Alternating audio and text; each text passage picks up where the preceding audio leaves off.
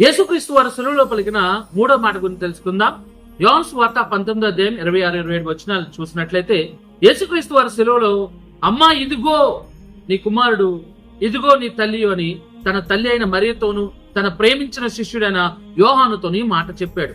అంటే ఈ మాట ఆదరణ మాట, లేకపోతే తన బాధ్యతను తెలియజేసే మాట, ఈ లోకంలో మనం ఎలాంటి బాధ్యత కలిగి ఉండాలి అని నిరూపించే మాట.